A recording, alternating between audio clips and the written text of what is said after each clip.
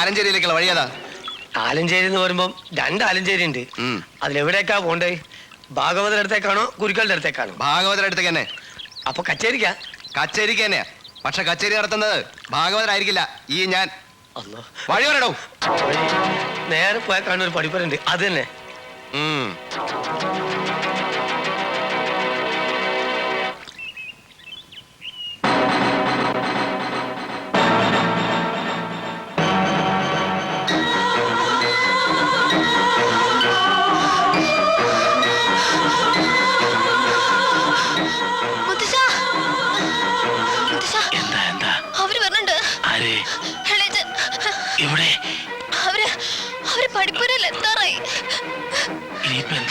എനിക്കറിയില്ല, എന്നെ കണ്ട കൊല്ലും.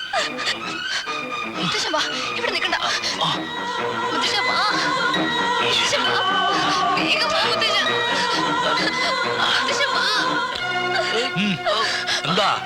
എന്തു പറ്റും മോളെ? എന്നെ മുത്തശ്ശനെ കൊണ്ട് അയാൾ വരുന്നുണ്ട്. അയാൾ ഇങ്ങ് എത്തി. ഞങ്ങൾ അയാളോട് അയക്കരുത്. നീ എന്തൊക്കെ പറയണേ? ആര് വന്നു? അതൊക്കെ പിന്നെ പറയാം. അയാൾ എന്നെ കണ്ട ആകെ കുഴപ്പം. എന്നെ വിട്ടു കൊടുക്കരുത്. ഞാനും മുത്തശ്ശൻ ഇവിടെ ഇല്ലെന്ന് പറയണം, പ്ലീസ്.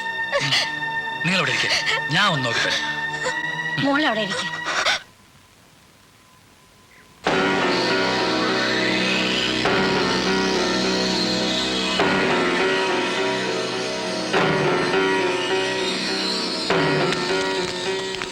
ആരാ? യേശുവർമ്മ എന്ന് പറയും. തറവാട് പള്ളിക്കൽ. കൊച്ചുവർമ്മ എന്ന് വിളിച്ചാ മതി. ഇരിക്കൂ. നിർബന്ധിക്കരുത്, സമയം തീരെയില്ല. പിന്നെ ഞാൻ വന്ന കാര്യം, അവളെവിടെ? ആര്? ആ പെണ്ണെവിടെന്ന്? നിക്ക. ലേഖ എവിടെ? ലേഖയോ? ഇവിടെ മീര എന്ന് പേരുള്ള ഒരു പെൺകുട്ടിയുണ്ട്. പക്ഷെ ഇപ്പോ അവളെവിടെ ഇല്ല. മീര മണ്ണാങ്കട്ട. ലേഖ വർമ്മ.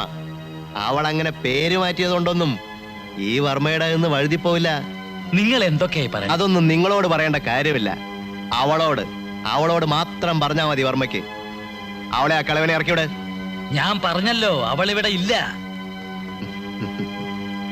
എന്നെക്കാൾ സത്യസന്ധനാണ് ഭാഗവതരെന്ന് തോന്നിയോണ്ട് പറയാ. എനിക്കറിയാം അവൾ ഇവിടെ തന്നെ ഉണ്ടെന്ന്. ദയവേത് അവളെ എന്നോടൊപ്പം അയക്കണം. അയക്കാം, പക്ഷെ അതിനു മുമ്പ് നിങ്ങൾ ആരാണെന്ന് പറയണം.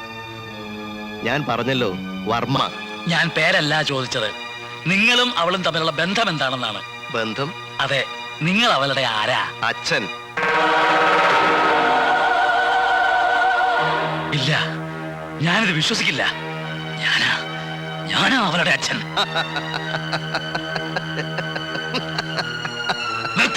അല്ല, ഞാനുള്ളപ്പോ അവൾക്ക് വേറൊരു അച്ഛനുണ്ടായത് ഞാൻ അറിഞ്ഞില്ല, അതുകൊണ്ട് ചിരിച്ചു പോയതാ.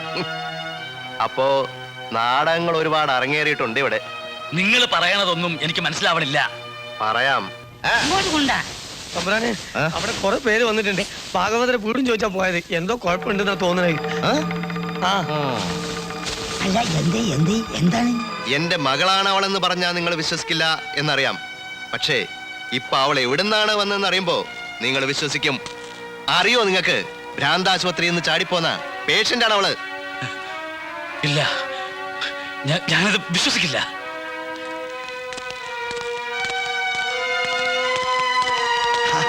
ചന്തപ്പൻ ഗുരുക്കൾ വരണം. നിങ്ങളും കേൾക്കണം, എന്നിട്ട് മറുപടി പറയണം. ഭ്രാന്താശുപത്രിയിൽ നിന്ന് ചാടിപ്പോന്ന എന്റെ മകൾ ലേഖാവർമ്മ എങ്ങനെ ആലഞ്ചേരിയിലെ മകളായി? വർമ്മ എന്തു പറഞ്ഞാലും ഞങ്ങളത് വിശ്വസിക്കില്ല.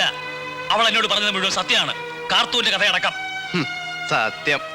ആ സത്യമൊക്കെ വിളിച്ചു പറയാൻ ഭ്രാന്താശുപത്രിയിൽ അവളോടൊപ്പം കിടന്ന ആരാണെന്നറിയോ? നിങ്ങളുടെ അമ്മ ഭ്രാന്താശുപത്രിയിലാണെന്നുള്ളത് സത്യമല്ലേ?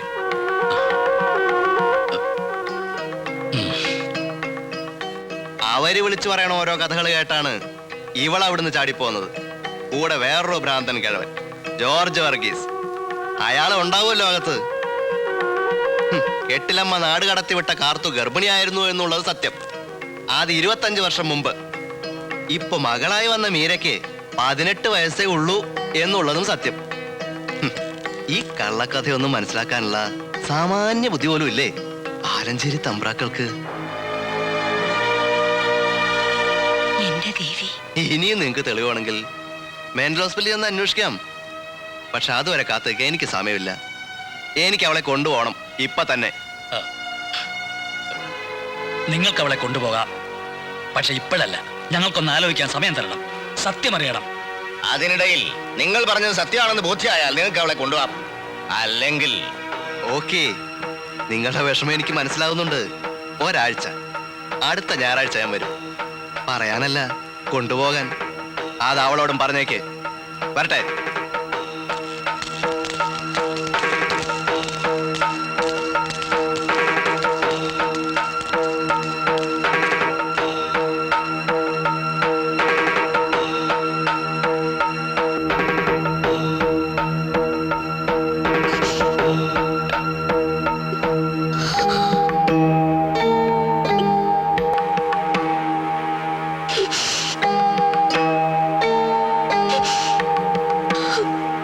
അയാൾ പറഞ്ഞതൊക്കെ സത്യാണോ? പറ, സത്യാണോ? സത്യം.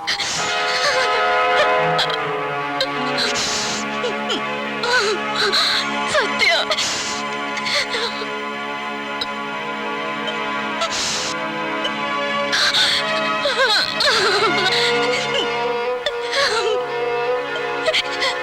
എനിക്ക് മാപ്പ് തരണം.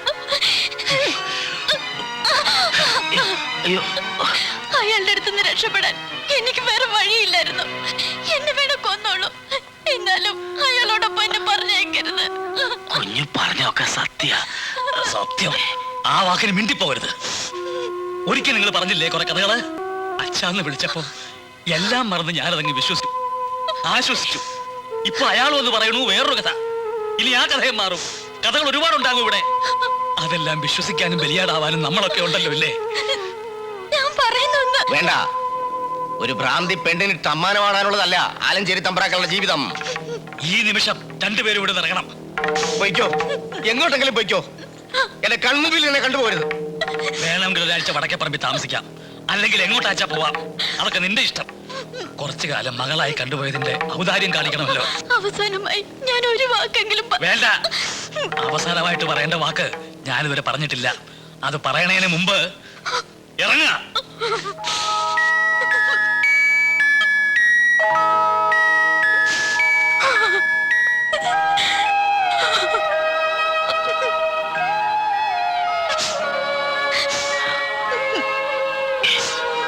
മുത്തശ്ശ,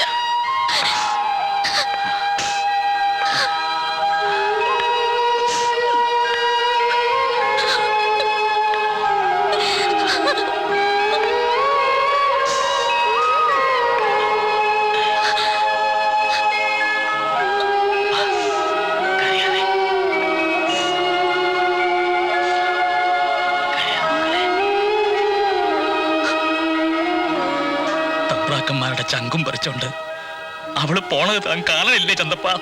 പൊയ്ക്കോട്ടോ, പൊയ്ക്കോട്ടെ. ഇപ്പോഴാണ് തമ്പുരാക്കന്മാർ ശരിക്കും വെട്ടിൽ വീണത്.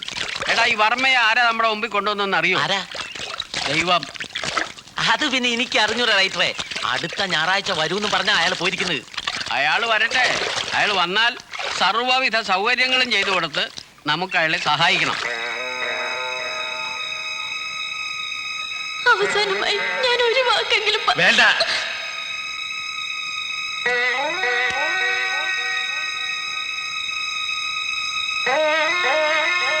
അവസാനമായി ഞാൻ ഒരു വാക്കെങ്കിലും വേണ്ട.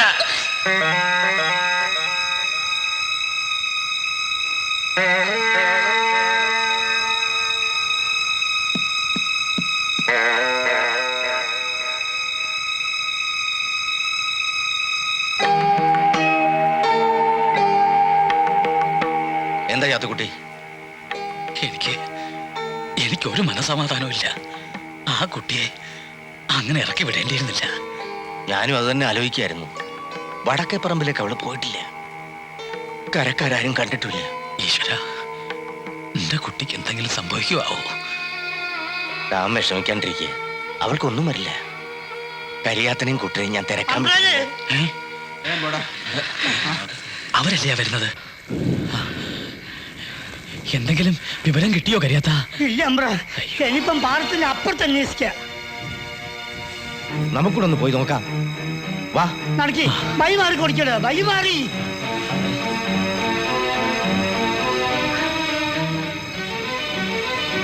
എന്താ കുഞ്ഞാലി? അത് എനിക്കൊരു കാര്യം പറയാനുണ്ടായിരുന്നു. എന്താ കുഞ്ഞാലി? അത് പറഞ്ഞ തമ്പ്രാക്കൾ എന്നെ കൊന്നാലും വേണ്ടിയില്ല. ആ മേനെയും കുട്ടിനെ ഇറക്കി വിട്ടപ്പം എനിക്ക് സഹിച്ചില്ല. ഇനി കാര്യം എന്താന്ന് വെച്ചാ പറ. അതേ പറയാനെ അവരെന്റെ ചായപ്പീടിയലുണ്ട്. എനിക്ക് അവരെ വിടാൻ തോന്നിയില്ല.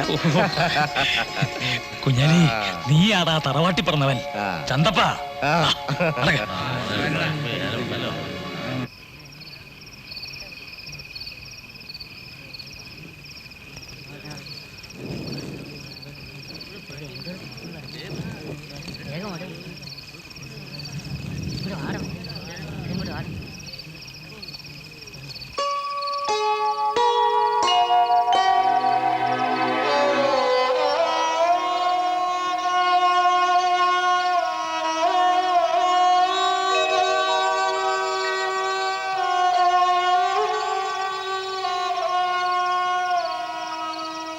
മോളെ.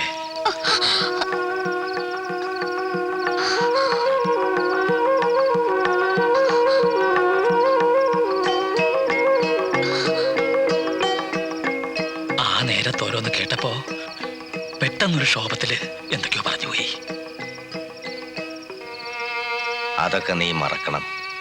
നിന്നെ ആലഞ്ചേരിയിലേക്ക് തിരിച്ചു വിളിക്കാനാണ് ഞങ്ങൾ വന്നത്.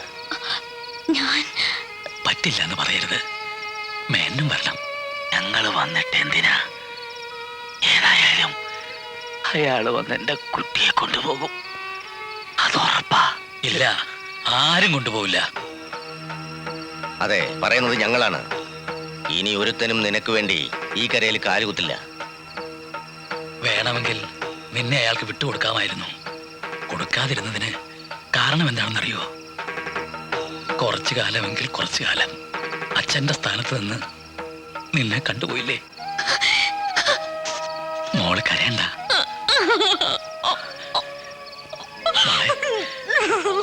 മോള് വാ.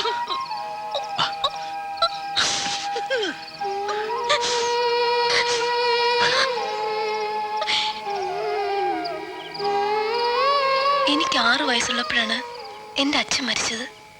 അച്ഛനുണ്ടാക്കിയ ബിസിനസിൻ്റെയും മറ്റു സ്വത്തുക്കളുടെ നടുവിൽ ഒറ്റപ്പെട്ടുപോയ അമ്മയ്ക്ക് ഒരു തുണ ആവശ്യമായി വന്നു. അങ്ങനെയാണ് കേശുവർമ്മ എൻ്റെ അമ്മയെ രണ്ടാമത് വിവാഹം കഴിച്ചത്. ചെറുപ്പം മുതൽ എനിക്ക് അയാളുടെ വെറുപ്പായിരുന്നു. അച്ഛൻ എൻ്റെ പേരിൽ എഴുതി വെച്ച സ്വത്തിലായിരുന്നു. അയാളുടെ കണ്ണെന്നറിഞ്ഞപ്പോൾ എൻ്റെ എതിർപ്പിന് ശക്തി കൂടി. ഇല്ലാത്ത ഭ്രാന്തിൻ്റെ പേരിൽ അയാൾ എന്നെ മെൻ്റൽ ഹോസ്പിറ്റലാക്കി.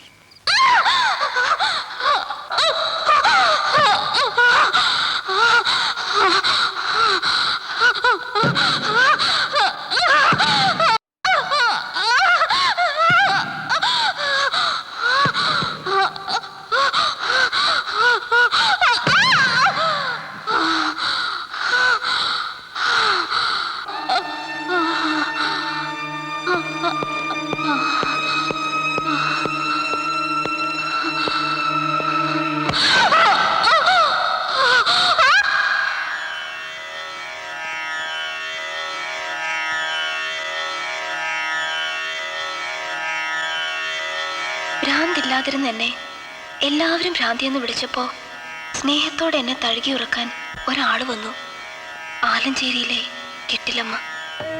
ഷോക്ക് ട്രീറ്റ്മെൻറ്റുകളും പീഡനങ്ങളും പേടിപ്പെടുത്തുന്ന ഭ്രാന്തൻ സ്വപ്നങ്ങളുമായി മെൻ്റൽ ഹോസ്പിറ്റലിൻ്റെ ചുവരുകൾക്കുള്ളിൽ കുടുങ്ങിപ്പോയ എനിക്ക് കെട്ടിലമ്മ ഒരുപാട് കഥകൾ പറഞ്ഞു തന്നു. ആലഞ്ചേരിക്കാരെ പറ്റി, ഒരു ഗ്രാമത്തെപ്പറ്റി മുഴുവൻ.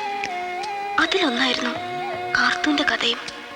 ഇടയ്ക്കിടയ്ക്ക് കെട്ടിലമ്മ ആ കഥകൾ പറഞ്ഞു തരുമ്പോൾ ജീവിതത്തിൽ എല്ലാ പ്രതീക്ഷയും നഷ്ടപ്പെട്ട ഞാൻ തെറ്റാണെന്ന് അറിഞ്ഞുകൊണ്ട് തന്നെ ഒരു രക്ഷാകേന്ദ്രം കണ്ടെത്തുകയായിരുന്നു. ഒരിക്കലും കണ്ടിട്ടില്ലാത്ത തമ്പുരാനെ ഞാൻ അച്ഛനായി കണ്ടു. ആലഞ്ചേരിയിലെ ഇളമുറക്കാർ എൻ്റെ കളിക്കൂട്ടുകാരായി. ഈ ഗ്രാമത്തിലെ ഓരോ മനുഷ്യരും എനിക്ക് പ്രിയപ്പെട്ടവരായി. പേടികൊണ്ട് കെട്ടിലമ്മയെ കാണാൻ വരാതിരുന്ന തമ്പുരാക്കന്മാരുടെ പഴയ കഥയിലെ കാർത്തൂൻ്റെ മകളായി അങ്ങനെ ഞാൻ സ്വയം മാറാൻ തീരുമാനിച്ചു. എങ്ങനെയെങ്കിലും എനിക്ക് അവിടെ നിന്ന് രക്ഷപ്പെട്ടാൽ മതിയെന്നായി. അപ്പോഴാണ് എനിക്ക് ഈ മുത്തശ്ശനെ കൂട്ടുകിട്ടുന്നത്. അത് വേറൊരു കടങ്കഥ. ഒരുപാട് സ്വത്തിന് നടുവിലാ ഞാൻ ജീവിച്ചത്. ബന്ധുക്കളും സ്നേഹിക്കാൻ ഒരുപാട് ആൾക്കാരും ഉണ്ടായപ്പോ ഞാനങ്ങ് മതിമറന്നുപോയി. പിന്നെ അറിഞ്ഞത് അവർക്കൊക്കെ വേണ്ടത് എന്നെ അല്ലായിരുന്നുവെന്ന്. എല്ലാത്തിനോടും വീട്ടിൽ നിന്ന് ഇറങ്ങാൻ പറഞ്ഞപ്പോ അവരെല്ലാം കൂടി പറഞ്ഞു എനിക്ക് ഭ്രാന്താണെന്ന്.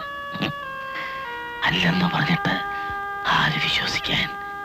ഭ്രാന്താശുപത്രി കിടന്ന് ചാകട്ടെ എന്ന് കരുതി. അപ്പോഴാ ഈ കൊച്ചിന്റെ കഥ ഞാൻ അറിഞ്ഞത്. അങ്ങനെ ഇവക്ക് വേണ്ടി ഞാൻ ക്യാപ്റ്റൻ മുകുന്ദമേനോനായി. ഇതൊന്നും ചെയ്തത് മനഃപൂർവ്വമായിരുന്നില്ല. ചെയ്യേണ്ടി വന്നു. ഈ കുട്ടിക്ക് വേണ്ടി നിങ്ങളോട് ഞാൻ മാപ്പ് ചോദിക്കുന്നു. അയ്യോ, മാപ്പ് ചോദിക്കാൻ മാത്രം വലിയ തെറ്റൊന്നും അവള് ചെയ്തില്ലല്ലോ മേന്നെ. നിങ്ങളോട് ചെയ്തതൊന്നും മനഃപൂർവ്വമായിരുന്നില്ല. ആലഞ്ചേരിയില് ആറ്റുനോറ്റിരുന്നൊരു പെൺതരി വന്നിട്ട് അവള് നഷ്ടപ്പെട്ടു എന്നറിഞ്ഞപ്പോ ഞങ്ങളുടെ മനസ്സ് പതറിപ്പോയി. മോളെ, ഇനിയെങ്കിലും നീ മനസ്സുകൊണ്ട് സന്തോഷിക്കുന്നത് ഞങ്ങൾക്ക് കാണണം. അത് ഞങ്ങളുടെ ഒക്കെ ആഗ്രഹ. പിന്നെ ആ വർമ്മയുടെ കാര്യം അയാൾ വരട്ടെ. ബാക്കിയൊക്കെ ഞങ്ങൾ ആലഞ്ചേരിക്കാർ തീരുമാനിക്കും.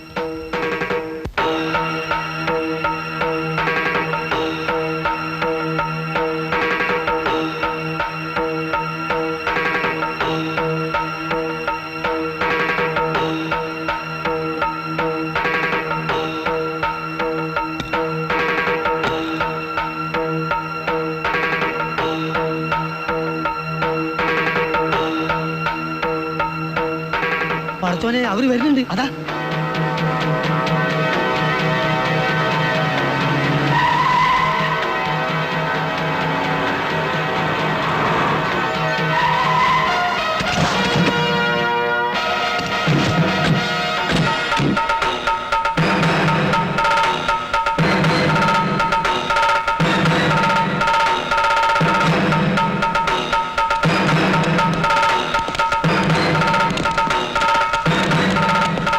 ഞാനിന്ന് വരുമെന്ന് പറഞ്ഞപ്പോ ഇത്രയും ഗംഭീരമായ സ്വീകരണമാണ് തമ്പുരാക്കന്മാർ തരാൻ പോകുന്നെന്ന് സ്വപ്നത്തിൽ പോലും കരുതിയില്ല. ഇനി ഒരടി മുമ്പോട്ട് വെക്കരുത്. ഇല്ല, എനിക്ക് അങ്ങനെ നിർബന്ധമൊന്നുമില്ല. ഒരു പാലം ഇട്ടാൽ അങ്ങോട്ടും ഇങ്ങോട്ടും കിടക്കണമെന്നല്ലേ. ആദ്യം ഞാൻ അങ്ങോട്ട് വന്നു, ഇനി നിങ്ങൾക്ക് അവളെയും കൊണ്ട് ഇങ്ങോട്ട് വരാം. അവളെവിടെ? ആലഞ്ചേരിയിൽ അഭയം ചോദിച്ചു വന്ന ആരെയും ഇറക്കി വിട്ട പാരമ്പര്യം തമ്പ്രാക്കന്മാർക്കില്ല. അതിനെ ആരെങ്കിലും എതിർക്കാൻ വന്നാൽ അവർക്ക് വേണ്ടി ഇവിടെ ചോരയൊഴുകും. അതിന്റെ ഒന്നും ആവശ്യം വരില്ല. നമുക്കിത് നിയമപരമായിട്ട് തന്നെ അങ്ങോട്ട് അവസാനിപ്പിക്കാം. എന്താ? ആ, ഇത് ഡോക്ടർ വേണുഗോപാൽ. ഇത് അവൾ മെന്റൽ ഹോസ്പിറ്റലിൽ കിടന്നതിനുള്ള തെളിവുകൾ. പിന്നെ ഇവരൊക്കെ നിങ്ങൾക്ക് തിരിച്ചും ഒരു സ്വീകരണം തരേണ്ടി വന്നാലോ എന്നോർത്ത് കരുതിയതാ. വർമ്മയ്ക്ക് ഞങ്ങളെ ശരിക്കും മനസ്സിലായിട്ടില്ലെന്ന് തോന്നുന്നു. അതെ, അവസാനത്തെ വാക്ക് തമ്പുരാക്കന്മാർ പറയുന്നു. തനിക്കെന്നല്ല ഒരു ശക്തിക്കും അവളെ ഞങ്ങൾ വിട്ടുതരില്ല. ഓക്കെ ഓക്കെ, നിയമവും സമാധാനപരമായ നീക്കങ്ങളൊക്കെ പൊളിയുമ്പോ പിന്നെ എനിക്കൊരൊറ്റ മാർഗമേ മുന്നിലുള്ളൂ. അതെങ്കിലും ചെയ്യാൻ എന്നെ അനുവദിക്കണം. ആടിച്ച് നിരപ്പാകണം തമ്പ്രാക്കന്മാരെ.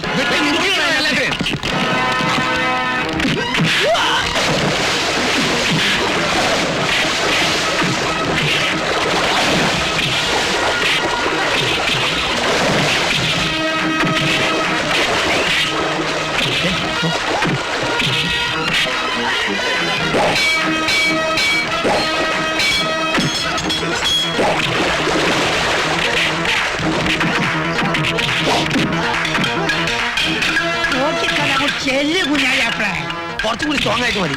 എന്നാ എനിക്കും കുറച്ച് സ്ട്രോങ് ആക്കണം.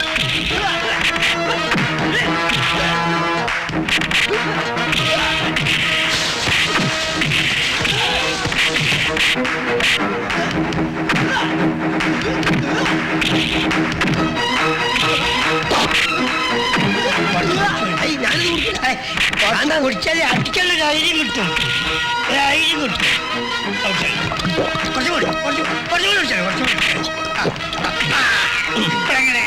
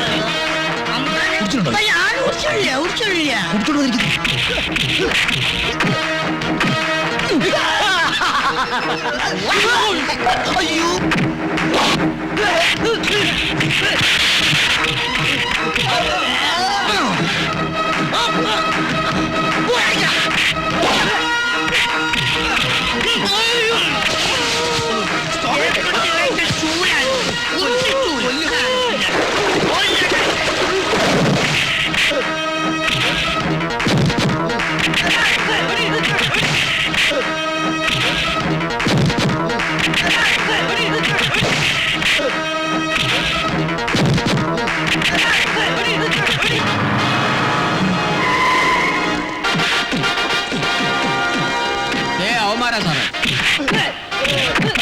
വിടരുത്, എല്ലാത്തിനും തൂത്തുവാരി.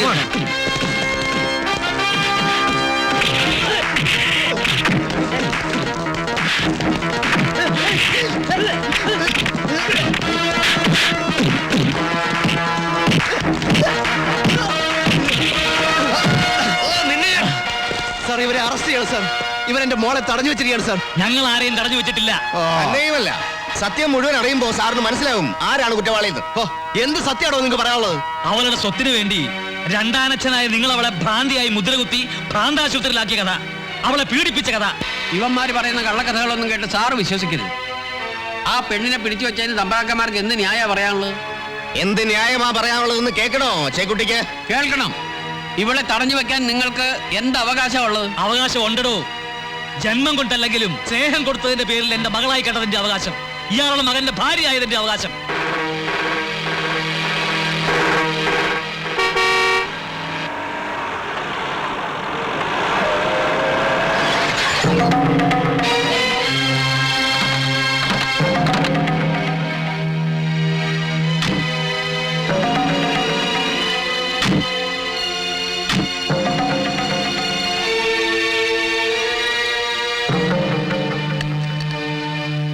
ഇപ്പൊ വിശ്വാസമായോ എല്ലാവർക്കും?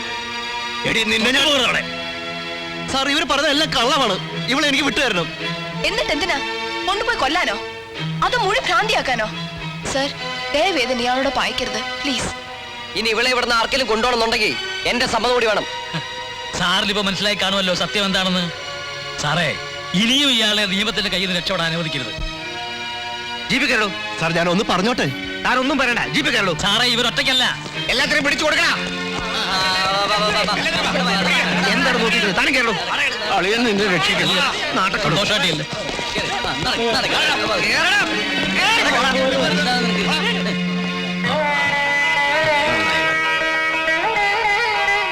ആലഞ്ചേരിൽ ഇത്രയും കാലമായിട്ട് ഇങ്ങനൊരു വിവാഹം നടന്നിട്ടില്ല, നടത്തേണ്ടി വന്നിട്ടില്ല ഞങ്ങൾക്ക്. നാളെ ആലഞ്ചേരിലെ മുറ്റത്ത് ഒരു പന്തൽ വരും. അവിടെ നിറവറയും നിലവിളക്കും വെച്ച് വായ്ക്കുര വീട്ട് ഇവളെ സ്വീകരിക്കുവാൻ എല്ലാവരും ഒരുങ്ങി വരിക.